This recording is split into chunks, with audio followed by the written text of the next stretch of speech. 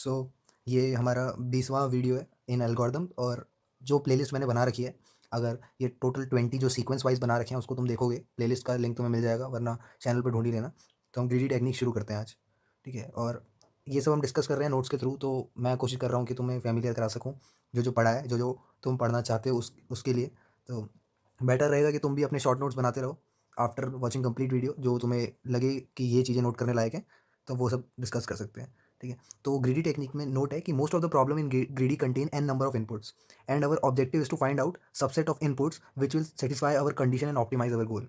तो अच्छी बात यह है कि हमारे पास एन नंबर ऑफ इनपुट्स दे रखे हैं और हमें ऐसे सबसेट निकालने हैं उन इनपुट्स के, यानी बहुत सारे इनपुट हैं, उनमें से कुछ इनपुट निकालने हैं जो हमारी कंडीशन को सेटिस्फाई करते हैं एंड ऑप्टिमाइज करते हैं हमारे गोल्स को।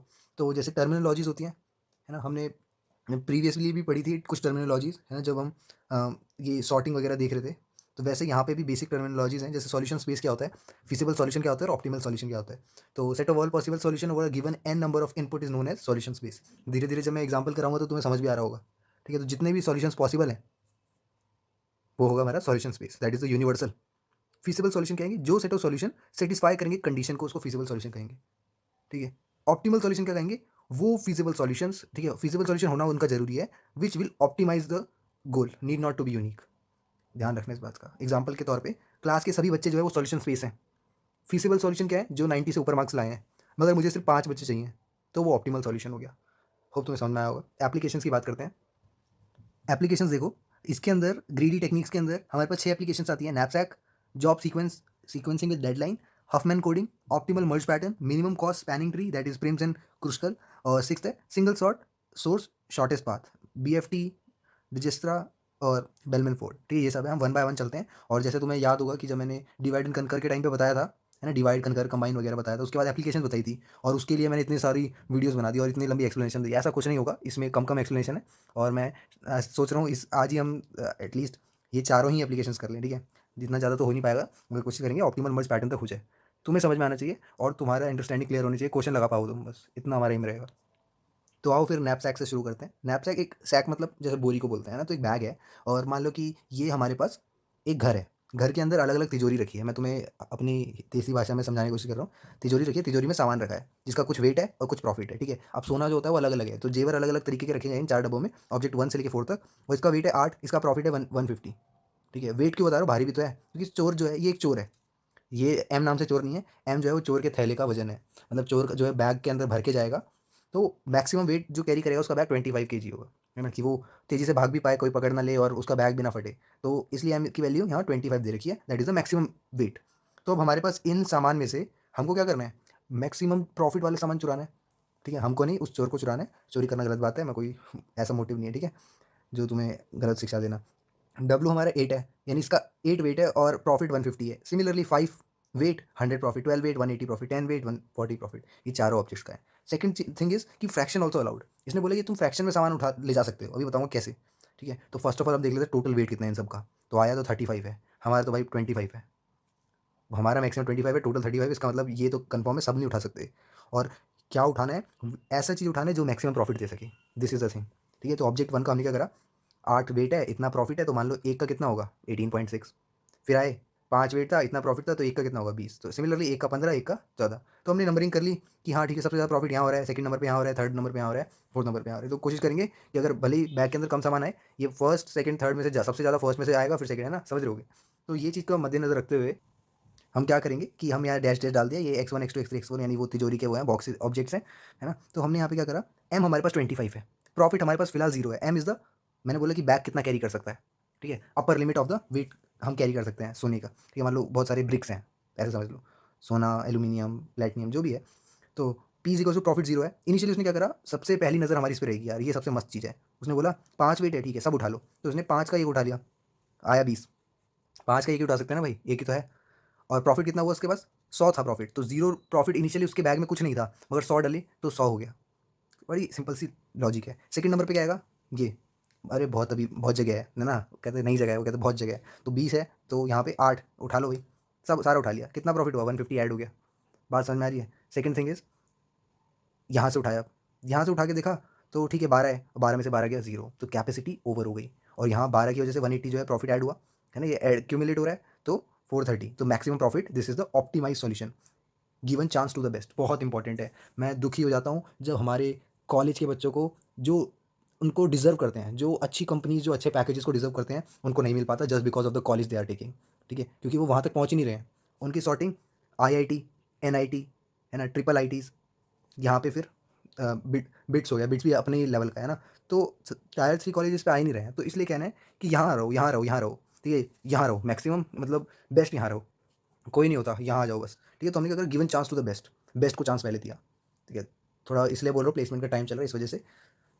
हाँ, तो here we have we being greedy about both, तो वेट और प्रॉफिट दोनों के ही बेसिस पे हम ग्रीडी रहे। ठीक है, रिलेट कर पा रहे हो कि इस बच्चे के मार्क्स हैं, ये CGPA है, ये इतना, ठीक है, ज़्यादा नहीं जाएंगे उस पर। तो ठीक है, ये सिंपल सा एग्जांपल था। एक और एग्जांपल देखते हैं, हमारा नैपसैक प्रॉब्लम ऑलमोस्ट हो जाएगा समझ में। सो दिस इज एग्जांपल 2, जहाँ पे मैक्सिमम कैपेसिटी M की हमारी 34 है। अब तो मेरे को ये चोर वोर का एग्जांपल देने की जरूरत नहीं है ना, तुम्हारे दिमाग में आ गई होगी बात। M हमारा कैपेसिटी 34 है, नंबर ऑफ ऑब्जेक्ट हमारे पास 5 है, तो 1 से लेकर 5 तक डाल दिए। प्रॉफिट्स इनके लिखे हैं, वेट इनके लिखे हैं। हमें क्या करना है, PI/WI लगाना है, दैट इज कि कितना हमारा एक के लिए हमारा प्रॉफिट कैसे होगा। उसके बाद सॉर्ट कर देंगे डिक्रीजिंग ऑर्डर में, यानी सबसे बड़ा ये, सबसे ज़्यादा प्रायोरिटी इसको, फिर सेकंड नंबर पे दिस, थर्ड नंबर पे दिस 8.3, फिर 8, फिर 4.5, है ना। तो ये हमने क्या कर दिया, सॉर्ट कर दिया डिक्रीजिंग ऑर्डर। तो एक अच्छी बात, एक पहली बात तो ये फॉर लूप चलेगा इसके लिए, है ना, कि हम हर एक के लिए क्या कर रहे हैं, PI/WI कर रहे हैं, तो वो ऑफ एन टाइम जाएगा। साथ साथ टाइम कॉम्प्लेक्सिटी भी देखते रहो, ठीक है, कहीं से भी टाइम कॉम्प्लेक्सिटी तैयार रहनी चाहिए। फिर आएगा ये चीज़, ये सॉर्ट कर रहे हैं हम, भले डिक्रीजिंग ऑर्डर में कर रहे हैं, बट तुम्हें पता है सॉर्टिंग एल्गो लगेगी, और लगेगी तो n log n होगा।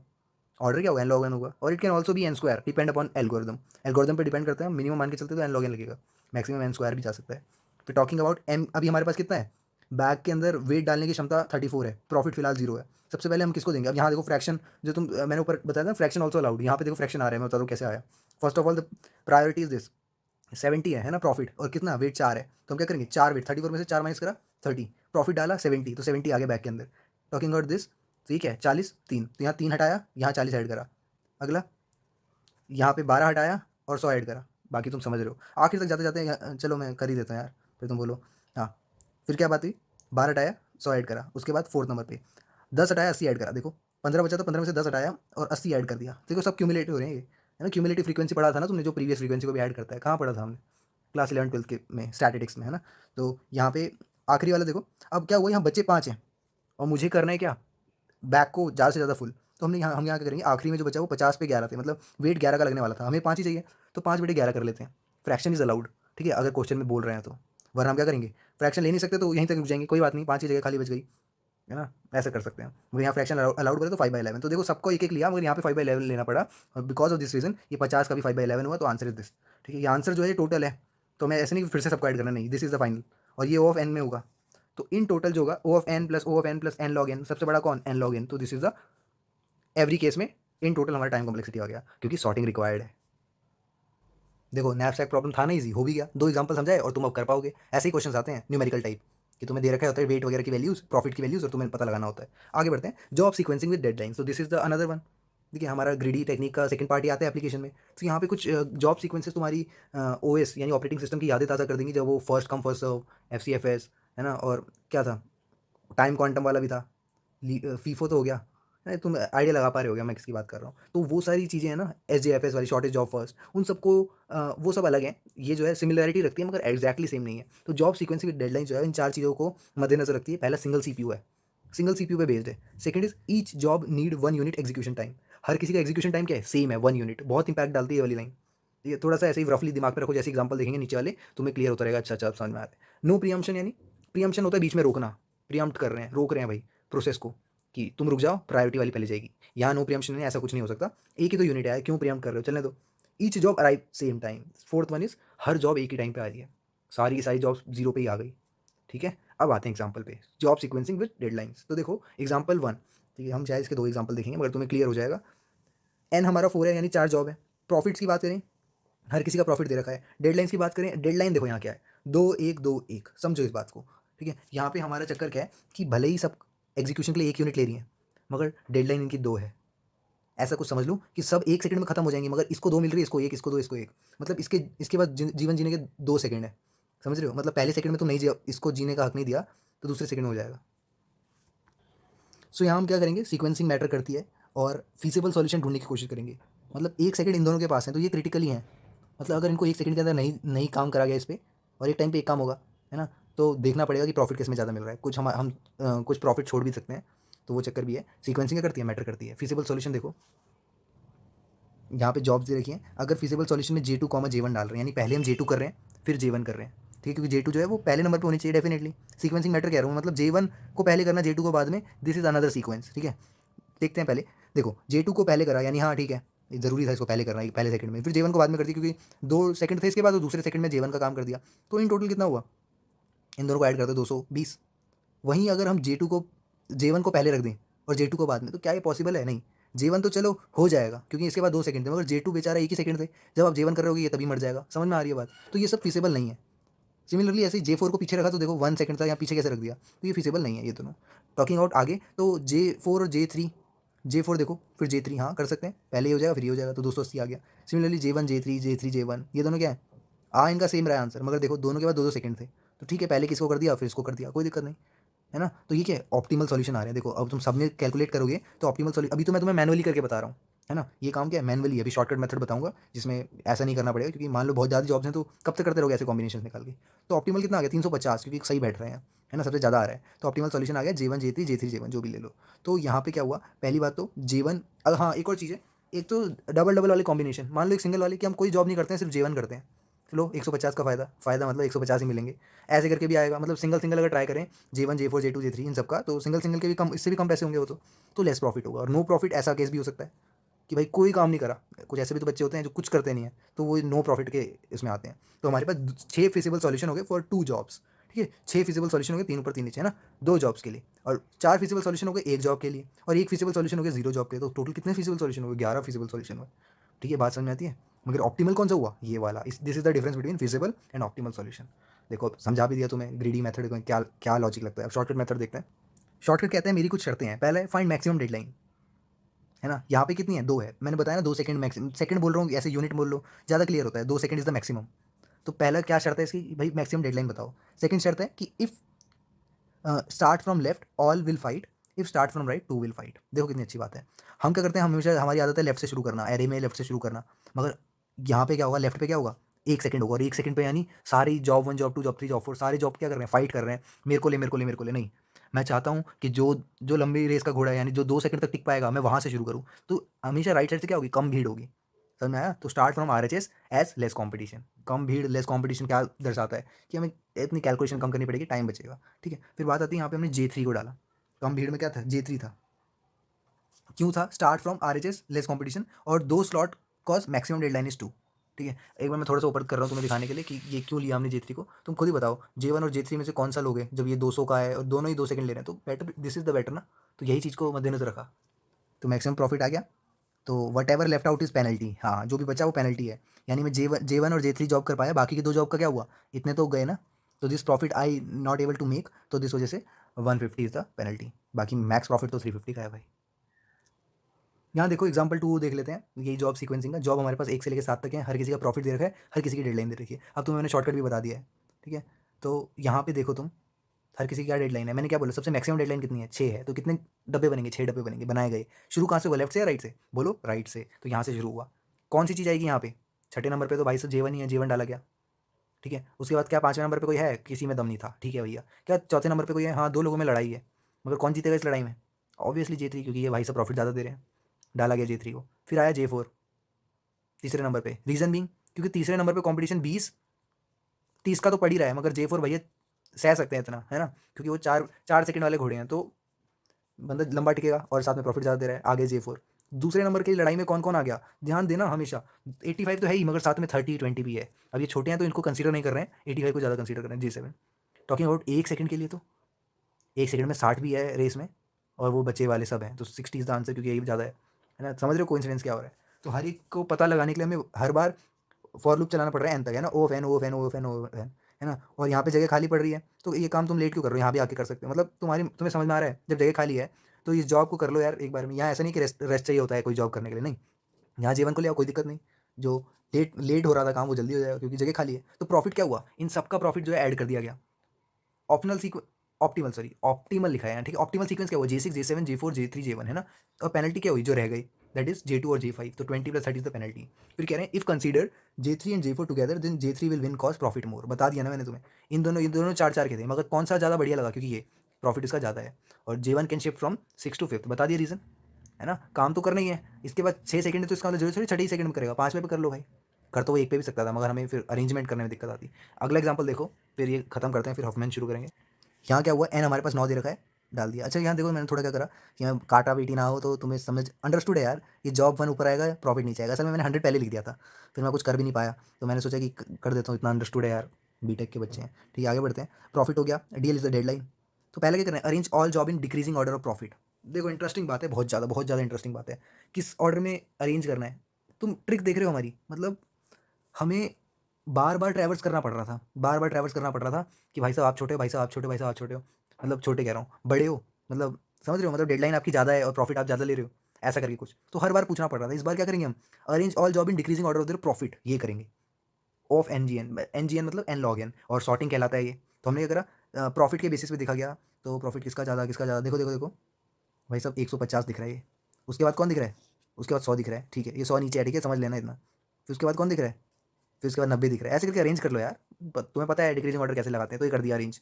साथ में हमने इसका वो भी लिख दिया कि किस प्रॉफिट पे अरेंज करें, साथ में उनकी डेडलाइन भी लिख दी किसके साथ थी, फिर 1 की 4 थी, है ना, यहाँ पे 4 डेडलाइन थी, ऐसे करके भर दिया। अब इससे क्या हो, कंपेरिजन कम होंगे, तो खुद ही देखो यहाँ से शुरू करा, J4 आ घुसा इसके अंदर। क्या अब कहीं और पूछने की जरूरत है क्या, पहले तो पूछा कि छठे नंबर पे है कौन, छठे नंबर पे कोई है ही नहीं। 5वें पे है कौन, तो यहीं आ जाओ, J1। 5वें नंबर J1 नहीं आएगा सॉरी, क्योंकि ये तो चौथे पे है ना, J3 इज द 5वें नंबर पे, और ये दोनों 5वें नंबर पे हैं, ये भी 5वें नंबर, मगर सबसे अच्छा प्रॉफिट इसका 80 का है, तो दिस इज J3, फिर J1, ऐसे करके अरेंज कर देंगे, बताने की जरूरत नहीं है। तो this will take n square worst case में, है ना, तो ओ ऑफ एन जो एन स्क्वायर जो है वर्स्ट केस में जाएगा। एन स्क्वायर समझ रहे हो ना, तो मतलब इवन तो अरेंज कर लिया हमने, जल्दी होना चाहिए था, मगर परिस्थितियाँ ऐसी आ गई कि एन स्क्वायर कॉम्प्लेक्सिटी हो गई वर्स्ट केस की। तो इन टोटल जो है वर्स्ट केस में हमारा क्या होगा, एन स्क्वायर, और बेस्ट केस में एन लॉग एन। जिस तरह से सॉर्ट कर दिया था उतने में ही काम हो गया। फिर प्रॉफिट क्या निकला हमारा, जब ये हमारा बन जाता है, जैसे जेन चार्ट वगैरह तुम बनाया करते थे, है नहीं है जेन चार्ट, जब बता रहा हूँ, तो प्रॉफिट क्या हो गया, इन सबको कर दिया, सीक्वेंस हमारा ये आ गया। क्वेश्चन में सीक्वेंस पूछा जा सकता है, क्वेश्चन में पेनल्टी पूछा जा सकता है, क्वेश्चन में प्रॉफिट पूछा जा सकता है, सबके लिए तैयार है ना, बस इतना ही। ठीक है, तो क्या इसमें लिखा है नीचे, पीटीओ हॉफमैन के लिए, है ना। मैं चाहता हूँ यार नया टॉपिक नए पेज से शुरू हो, इस वजह से, और ऐसा लगना चाहिए कि ये अभी खत्म नहीं हुआ है, करेंगे शुरू। तो हॉफमैन कोडिंग बाद में करें क्या, ठीक है, हॉफमैन कोडिंग हो गया, और क्या रह रहा है, ठीक है यार, और ऑप्टिमल मर्ज पैटर्न रह रहा है। ज़्यादा लंबा टॉपिक नहीं है, मैं यहीं रुकता हूँ, ठीक है, नेक्स्ट क्लास से करेंगे। वैसे ही 24 मिनट हो गए, चलो मिलते हैं, होप तुम्हें समझ में आया होगा। क्वेश्चन देखो यार, इसके क्वेश्चन देखो प्रीवियस ईयर के। ओके ओके, तो यार मन नहीं माना मेरा, मैंने सोचा छोड़ो, करा देते हैं, ज़्यादा थोड़ी है, हॉफमैन देख लेते हैं और फिर ऑप्टिमल मर्ज देख लेते हैं। कुछ नहीं है, 2-3 एग्जांपल कराऊंगा और तुम्हें सब समझ में आ जाएगा। ठीक है, कंटिन्यूटी को बनाए रखते हैं। हमने अभी अभी क्या देखा, जॉब सीक्वेंसिंग देखा, उससे पहले हमने नैपसैक देखा, और फटाफट कंटिन्यू करते हैं। मैं वीडियो को 1.5x कर दूंगा, तो तुम्हें ज़्यादा टाइम फ्रेम भी नहीं दिखेगा। देखो हॉफमैन कोडिंग में डेटा एनकोडिंग की बात आती है, डेटा कंप्रेशन की बात आती है, third is non uniform coding की बात आती है। तुम्हें ये सारी चीज़ें फेमिलियर लगने लग जाएंगी जैसे जैसे तुम आगे बढ़ोगे। ठीक, याद है तुम्हें, नैप से कभी हमने बताया, मैंने बोला फ्रैक्शनल जो है अलाउड है, फ्रैक्शनल वैल्यू अलाउड है, फिर सेकंड एग्जांपल में तुम्हें दिखाई भी वैसे ही करके। नॉन यूनिफॉर्म कोडिंग है, बताते हैं क्यों। Fourth is higher frequency less bits. ठीक है, ये बस की पॉइंट्स है, तुम्हें याद दिलाते रहूंगा जैसे जैसे आते रहेंगे। एग्जाम्पल देखो हॉफमैन कोडिंग का, एम इज 100 कैरेक्टर, एम जो है 100 कैरेक्टर्स है, और एम इज़ द मैसेज। ठीक है, यहाँ पे एम चोरी का वो नहीं है कुछ, तो एम एक मैसेज है जिसके अंदर 100 कैरेक्टर्स हैं, और उसमें A45। अच्छा ये जो काटा पीटी हुई है उसको थोड़ा नेगलेक्ट करना, देखो हाँ दिख रहा है, तो यहाँ पे तुम्हें ब्लैक कलर का दिख रहा है ना, मैं चेक कर रहा था फोन पे दिख पा रहा है कि नहीं, तो जो ब्लैक पेन से लिखा है उसको ही देखना, अभी ब्लू पेन से जो काटा है वो मत देखना। ठीक है, कुछ पॉइंट्स अभी तक दिमाग में रखना, encoding, data compression, non uniform coding, और higher frequency less bits, higher frequency less bits. आ जाओ, ये 45 लिखा है, मतलब एक एम नाम के मैसेज में A45 बार है, C30 बार है, E20 बार है, B3 बार है, D1 बार है, और F जो है 1 है। ये मैटर नहीं करता क्या लिखा हुआ था, ये मैटर करता है उसके अंदर कितने फ्रीक्वेंसी थी ए की, ये ABCD की, है ना। तो क्या वो सेंटर से रिसीवर की ओर गया, हमारा एस्काई कोड क्या कहता है कि ए की वैल्यू जो मान लो, ए का एस्काई है 45, है ना, तो ये 8 बिट लेगा, है ना। बी का क्या है, एस्काई कह रहा हूँ, एस्काई सॉरी, मतलब यहाँ पे क्या है, अकॉर्डिंग टू एस्काई क्या होता है, मान लो A45 टाइम्स है तो ये 8 बिट लेगा, है ना, हर कोई 8 बिट लेगा। बी 3 बार है तो वो भी 8 बिट लेगा, C 8 बिट, DE सब 8-8 बिट लेंगे, तो 100 कैरेक्टर जो है 800 बिट लेंगे। एग्री करते हो, है ना। हॉफमैन कोडिंग क्यों आई हमारे उसमें, मतलब हमें क्यों जरूरत पड़ी हॉफमैन कोडिंग की, बिकॉज ऑफ दिस। देखो एक कैरेक्टर के लिए 800/100 बिट पर कैरेक्टर, यानी एवरेज जो है 8 बिट पर कैरेक्टर लग रहे हैं, 100 कैरेक्टर के लिए 800 बिट, है ना। तो ये तो नाइंसाफ़ी है, तो नीचे लिखा है this can be compress by Huffman encoding. Huffman encoding का यूज़ करके हम इसको सच में कंप्रेस कर सकते हैं। ठीक है, देखो कितना इंटरेस्टिंग है, मज़ा आ जाएगा, तुम ट्राई करना शुरू कर दोगे जैसे ही हम आगे बढ़ेंगे। तो ये ग्राफ देखो, भले ही मैंने बहुत छोटा सा बनाया है मगर तुम्हें क्लियर हो जाएगा कि क्यों करा है। ठीक है, तो ये क्या है, नीचे मैं जाता हूँ यार, और जैसी ज़रूरत पड़ेगी या तो तुम ऊपर का डायग्राम बना के रखो, वो जो मैंने बनाया है जिसमें एक ही फ्रीक्वेंसी लिखी है, ये सब है ना। ये लिखा है to way Huffman encoded, free लिखा है क्या, ट्री लिखा है, ठीक है ट्री है ये, ध्यान रखना, two way Huffman encoding tree because taken to max in bottom. देखो यहाँ पे नीचे क्या ले रखे हैं, दो ले रखे हैं, दो नोड्स है ना, तीन लेके करते तो फिर थ्री वे हो जाता। और हफमैन में ध्यान रखने वाली क्या चीज़ है, अभी समझ लो तरीका, अभी मैं कुछ चीज़ें बताता रहूँगा तुम्हें कि ऐसे करके करना है, और तुम्हें नेक्स्ट एग्जांपल में कर और समझा देंगे, उससे नेक्स्ट में और समझा देंगे, तो तुम्हारे दिमाग में बैठ जाएगा। क्या है वो कि लेफ्ट में मिनिमम रहना चाहिए, राइट में सेकंड मिनिमम रहना चाहिए, लेफ्ट में मिनिमम, राइट में सेकंड मिनिमम। याद होगा तो हमारे ऊपर वाले डब्बे में डी की वैल्यू 1 थी, मतलब डी एक बार आया था और एफ भी एक बार आया था, नीचे लिख भी रखा है मैंने। ठीक है, तो कोई फर्क नहीं पड़ता, दोनों सेम है, तो फिर किसी को भी लेफ्ट मान लो, किसी को भी राइट मान लो, चलेगा। अब बात करते हैं आगे की, तो इन दोनों का सम जब हुआ तो दो हो गया, है ना। मैं कैसे बताऊँ तुम्हें, मतलब मैं ऊपर भी करता रहूँगा नीचे भी करता रहूँगा तो ज़्यादा क्लियर नहीं होगा। मैं बता रहा हूँ एक में एक जुड़ा कितना होता है, दो होता है। ऊपर चलते हैं, तो मैंने क्या करा, इसको काटा और दो लिख दिया, समझ में आया, दो लिख दिया यहाँ। फिर क्या करा, यहाँ पे तीन दिखा मेरे को और यहाँ पे था दो, यहाँ दो था यहाँ तीन था, थोड़ा दिमाग में रखना, मैं नीचे आता हूँ, सॉरी ये करना पड़ेगा मेरे को, क्योंकि या तो तुम ऊपर वाला डायग्राम बना लो, है ना। एनीवेज, तो दो जो है वो क्या है, छोटा है, तो लेफ्ट में क्या आएगा, मिनिमम आएगा। तीन जो है वो बड़ा है, तो राइट में आएगा, यानी सबसे बड़ा नहीं कह रहा हूँ मैं, जो मतलब कंपैरेटिवली बड़ा है, मतलब हमें मिनिमम दो ढूंढने तो बॉक्स में से, तो दो और तीन मिले, तो बी हेयर आ गया। तो दो में तीन जुड़ा कितना होता है, पाँच होता है, पाँच लिख दिया। अब ऊपर चलता हूँ, अब हमने क्या करें, दो भी काटा तीन भी काटा, यहाँ लिख दिया पाँच। क्यों लिखा बताते हैं। अब देखो अगला मिनिमम कौन सा है, पाँच तो दिख ही रहा है, उसके अलावा ये 20 दिख रहा है मेरे को, क्योंकि उसके अलावा तो 30 35 पे पहुंच रही है बात। ठीक है, तो क्या करा, 20 को रखा यहाँ पे क्योंकि बड़ा है, और 5 रखा यहाँ पे जो 5 पहले से ही था। 20 से 5 जुड़ता है तो 25 होता है, 25 को डालेंगे, सी की वैल्यू 30 थी। ठीक है, अब देखो कैसे स्पीड पकड़ रहा हूँ मैं, है ना, क्योंकि तुम्हें समझ में आ रहा है, मेरे को ऐसा लग रहा है, लेकिन नहीं आ रहा, दोबारा देखना है एक बार, वरना और एग्जाम्पल भी है, टेंशन ना लो। 25 था, सी की वैल्यू 30, इन दोनों को जोड़ा 55 हो गया। 55 जैसे हुआ मैं गया देखने कि भाई मैंने इसको काट के 55 तो लिख दिया, मगर ए बेचारा तो 45 था, और 45 यानी छोटा था, है ना। तो वो छोटी चीज़ें कहाँ आती है, लेफ्ट साइड में आती है, तो एक और रखा लेफ्ट साइड में, और इन दोनों का जोड़ जो है वो 100 होता है। कितनी अच्छी बात है। फिर एक बड़ी अच्छी थीसिस है हमारी, थीसिस क्या है कि शुरू लेफ्ट वाली साइड को रखो जीरो, यहाँ लिख दो वन, यहाँ लिखो जीरो, यहाँ लिख दो वन, यहाँ लिखो जीरो, यहाँ लिख दो left zero right one, left zero right one, है ना। ऐसे करके हमने अरेंज कर दिया। ऐसा क्यों करा भाई, क्या यहाँ यहाँ भी वन हो सकता है, यहाँ जीरो हो सकता है, हाँ कर सकते थे। क्वेश्चन में अगर मेंशन है कि तुम लेफ्ट वैल्यूज को क्या लो, किससे डिनोट करो, वो सब चलेगा। ठीक है, फिलहाल हमारी कन्वेंशन कहती है लेफ्ट साइड को, छोटी साइड को जीरो, राइट साइड को वन। तो देखो ए जो है वो कितनी दूर है, ए ये रहा, यही तो है बगल में, तो कितनी जीरो है, जीरो हो गया। कितना अच्छा बात है, मैंने ऊपर बोला क्या, हाई फ्रीक्वेंसी लेस बिट्स, तो देखो ए को ही सबसे कम बिट्स मिली है। समझ में आ रहा है कैसे रिलेट हो रही है चीज़ें, जैसे धीरे धीरे हम बढ़ेंगे ना, तुम्हें समझ में आएगा कि असल में पॉइंट्स क्या कहना चाह रहे थे। सी तक पहुँचते हैं, जो सी तक पहुँचे, वन वन आगे सी, ये रहा सी, है ना। ऊपर से टॉप से निकलेंगे, वन वन, आगे बढ़ते हैं ई। मैं तुम्हें पता है धीरे धीरे इसलिए बता रहा हूँ कि तो पहला एग्जाम्पल है, बातें जाएँ तुम्हारे दिमाग में। ई के लिए क्या होगा, ये रही, देखो कैसे जाएंगे, नंबरों से होते हुए जाना है, अल्फाबेट से होते हुए नहीं, ध्यान रखना। पहले मैं भी सोचा ये आगे से रहा है, ये नंबर आ रहे हैं ना दो, तो वन जीरो वन, ई आ गया। बी तक पहुँचते हैं, देखो बी, अब बीच में देखो यहाँ नहीं, कहीं नहीं रुकना, नंबरों से होते जाना है, one zero one one. D भी जाए, डी ये रहा, डी तक देखते कैसे, one zero zero zero one. Similarly F के लिए यहाँ बना। तो ये क्या है, हफमैन कोड ओवर कैरेक्टर, ये ऑफ आ कैरेक्टर, ना समझ में आए? तो पहला तो है हमें हफमैन कोड बनाना आना चाहिए, ये हमने इस एग्जांपल से सीखा। दूसरा इज दिस, टोटल बिट्स कितनी लगी। खेल तो बिट्स का है ना, ऊपर वाला क्या कह रहा था, एस्काई वाला कह रहा था कि 100 कैरेक्टर के लिए 800 बिट्स, यानी एक कैरेक्टर एवरेज अगर देखा जाए तो 8 बिट पर कैरेक्टर आ रही है। ठीक है भैया, यहाँ की देखते हैं टोटल बिट्स कितनी है। तुम एक बात बताओ, ये एक बिट में हो रहा है ना, हो रहा है कि नहीं, हाँ ना बोलो। एक ही बिट है ना, जीरो, तो दिस इज वन, क्योंकि ए जीरो जो है एक बिट है, तो 45 ए की फ्रीक्वेंसी थी, उसको एक से मल्टीप्लाई करा। बी के लिए कितना, एक दो तीन चार, चार बिट है, तो बी की फ्रीक्वेंसी तीन थी, वो जो झोले में बी की वैल्यू लिखी थी ना, बी इक्वल टू 3, तो वो लिखा साथ में चार। फिर 30 पता है सी के लिए, और दो है, ई के लिए तीन हो जाएगा, पाँच डी के लिए हो जाएगा, पाँच एफ के लिए हो जाएगा। टोटल देखा तो 187 बिट्स आ रही हैं, और एवरेज निकाल के देखा, क्योंकि टोटल तो 100 है हमारे पास, हर बार 100 नहीं होता, ध्यान रखना। क्वेश्चन में 100 दे रखा था यार, मैं बार बार ऊपर कर रहा हूँ, सॉरी, क्योंकि जिसको समझना है फिर वो मैं एक हर एक बच्चे के लिए सोचना है ना। तो यहाँ पे क्या है, 100 इज द मैक्सिमम कैरेक्टर। ठीक है, तो जिसकी फ्रीक्वेंसी थी उसको मल्टीप्लाई कर रहे हैं, कितनी बिट्स वो ले रहे हैं यहाँ पे हाफमैन में, तो हमारे पास एवरेज क्या आया, 1.87 बिट्स पर कैरेक्टर, यहाँ 8 बिट पर कैरेक्टर। समझ आया क्यों डेटा का, यहाँ देखो समझ आया क्यों बोल रहे हैं हम इसको, डेटा कंप्रेशन। ये वाले पॉइंट भी मैंने थोड़ा बहुत बता दिया तुम्हें, आता हूँ इन पॉइंट्स पे, डेटा इनकोडिंग तो तुम समझ ही गए होगे। ठीक है, एक धांसू सा एग्जांपल देखो, एग्जांपल नंबर 2। इसलिए मैं नीचे नहीं कर रहा था कि तुम कहीं डर ना जाओ, ये सब है क्या, कि ये तो मैंने बता दिया ना तुम्हें कि ऊपर वाले क्वेश्चन में। एग्जांपल हमने अभी देखा, एग्जांपल 2 ये है, डरने की बात नहीं है। देखो मैं तुम्हें इस चीज़ को देखने का तरीका बताता हूँ। एम में क्या है, M1 M2 M3 M4 वगैरह M6 तक, ठीक है, वही सब है ये। मतलब जैसे ABCD बताया था ना तुम्हें, ABCD की जगह M1 M2 कर दिया, और हर एक की क्या कर दी, फ्रीक्वेंसी दे दी या वैल्यू दे दी, इसकी 20 है इसकी 30 है। अभी दिमाग में क्या देखना है, ये जो ब्लैक कलर से लिखा हुआ है वही देखना है। ठीक है। अब ब्लैक कलर से तो और भी गोले लगा रखे हैं, इन पर टेंशन मतलब यार, ये देखो बस मैं बता रहा हूँ क्या देखना है। M is equal to M1 M2 M6 तक जा रहा है और M1 की M2 की वैल्यू हर किसी की वैल्यू दे रखी है। ठीक है जी, करना क्या है हमें, हमें इनको फिर से एग्जैक्टली वही करना है कि इनकोडिंग निकालनी है उनकी और टोटल बिट्स वगैरह देखेंगे। ठीक है, आर यू रेडी? तो चलो क्या करना है, यहाँ पे हमने देखा कि सबसे छोटा भाई कौन है, सबसे छोटे दो भाई पकड़ लेने हैं। ठीक है, अब तुम्हें एक्चुअली समझ में आ रहा है ये जो ट्री बन रहा है ना, ये ट्री कर क्या रहा है, ये मिनिमम दो पकड़ रहा है, मिनिमम दो पकड़ रहा है, मेरी बात को समझो। तो इसमें बिल्ड हीप तो लग रहा है मिन हीप के लिए, समझ में आया? तो बिल्ड हीप जो है वो O ऑफ एन लेगा। अब यहाँ पे हम टाइम कॉम्प्लेक्सिटी भी देखना चाहेंगे। बिल्ड हीप ने लिया O ऑफ एन, क्यों कर रहे हैं बिल्ड हीप, हीप बना रहे हैं ना, रीजन बीइंग कि मिनिमम दो देख रहे हैं, एक बार नहीं बार बार। ठीक है, तो देखो यहाँ पे मिनिमम दो कौन से दिख रहे हैं तुम्हें, मेरे को 3 सबसे छोटा दिखा और दूसरा छोटा दिखा, 10 ही दिख रहा है ना, 3 और 10 जो है वो सबसे छोटे हैं। तो मैंने क्या करा, इन दोनों को क्या करा, डिलीट कर दिया। This is what M2 and this is what M3। 3 और 10 इन दोनों को क्या कर दिया, डिलीट कर दिया। समझ में आया? और इंसर्ट क्या करा, 13, क्योंकि 3 में 10 जोड़ा कितना, 13। और इन तीनों ऑपरेशन में हर एक के लिए लॉग एन लगेगा, इसलिए 3 लॉग एन, तो मीन हीप क्रिएट हुई है। तो अब ये दोनों डिलीट करने का रीज़न क्या था, यहाँ घुसाया, M2 घुसाया M3 घुसाया, बात समझ में आती है? ठीक है, और M2 को यहाँ क्यों रखा भैया, M3 को क्यों नहीं, क्योंकि स्मॉलेस्ट जो है वो लेफ्ट में आना चाहिए।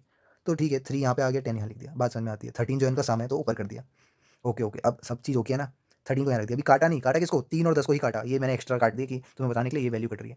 13 को काटा नहीं। अब हमने ढूंढा, इनको थोड़ा इग्नोर सा करना है इन दोनों को। ठीक है, अब हमने ढूंढा कि बाकी मिनिमम दो कौन से बचे, 20 11 30 12 13, 12 और 13, 12 12 था क्या पहले, हाँ 12 था, है ना। तो हमने क्या करें यहाँ पे, मिनिमम हमें क्या क्या दिखे, एक तो 12 दैट इज M6 और एक दिखा 11 M4, ये दोनों क्या दिखे, छोटे दिखे। हमने क्या करा, इनको काटा काटा और क्या करा, बाहर निकाल दिया, डिलीट कर दिया। इंसर्ट क्या करा, इन दोनों का सम, 11 में 12 जोड़ा कितना, 23 होता है।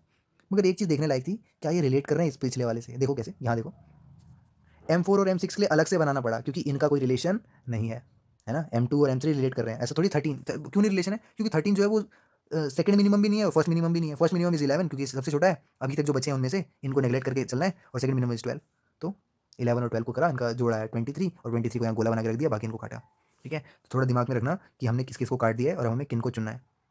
तो आगे हम चेक करा तो 13 था, 23 था, बाकी सब कट चुका है, 30 भी था और क्या है 20 भी है, आई गेस 20 भी है ना। तो होप डिफिकल्टी नहीं हो रही है, या क्या करो इसको बना के और मेरे साथ साथ जो जिसको कटवाता जा रहा हूँ मैं वो को काटते रहो, है ना। तो यहाँ क्या हुआ, M5 बाहर निकला और 23 बाहर निकला, 23 इज दिस, M5 इज 30, तो 23 और 30 बाहर निकले इस बार।